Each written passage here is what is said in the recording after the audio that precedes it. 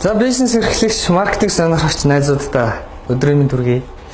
Манай 2 дахь хичээл эхэлж байна. Тэгэхээр энэ удаагийн дугаараар би амсын ёсоор бүтээгдэхүүний талаар товч ойлголтуудыг тайлбарлая. За. Тэгэхээр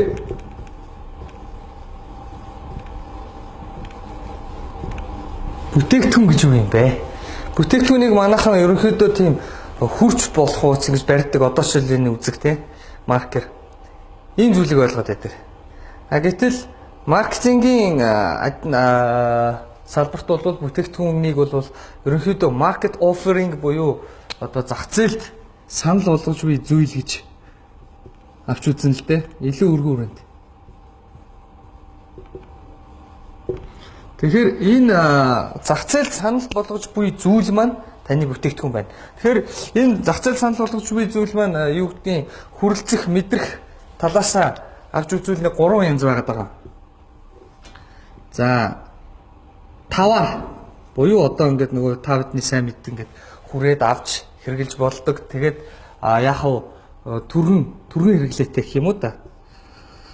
Ундаа ус ингээд шууд аваад хэрэглээл ингээд мэдэрч хэрглэж болдог иймэрхүү бүтээгдэхүүнүүд байж байгаа.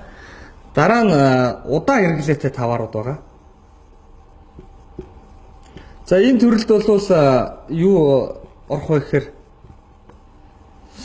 энэ төрөлд болохоор нөгөө одоо зурагт, хөргөгч, машин өөр юу байдیں۔ Тийм ээ? Иймэрхүү юмуд. Тэгээд нөгөө талд нь үйлчилгээ орж ирж.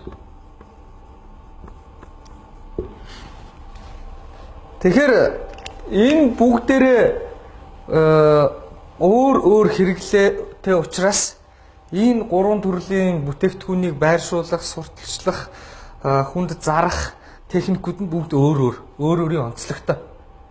Тэгэхээр market offering гэдгийг авч үзэж яагаад ингэж авч үзэж байгаа юм бэ гэхээр энэ дээр нөгөө өгөөж гэж байдаг benefit. Өөрөөр хэлбэл энэ 3 чинь бүгдээрээ ялгаагүй хэрэглэгчид тодорхой өгөөж өгч байдаг.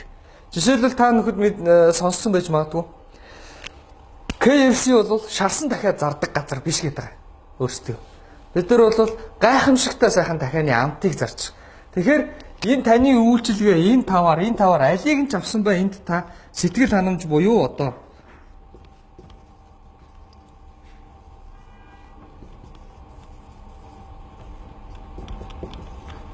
benefit. Би бол яг сэтгэл ханамж гэх дуртай хүмүүс бол өгөөж гэж ярьдаг.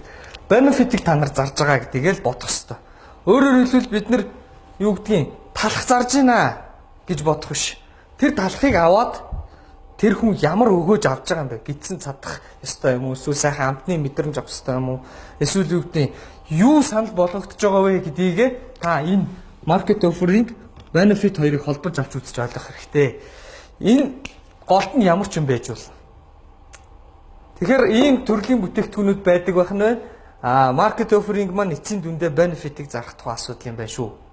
Тэгээ одоо дараа нь цаашдаа би дахиад түргэн тавар, удаан хэрэглээтэй тавар үйлчилгээгээд задлаад ярих болно. Анхаарал хандуулсанд баярлалаа.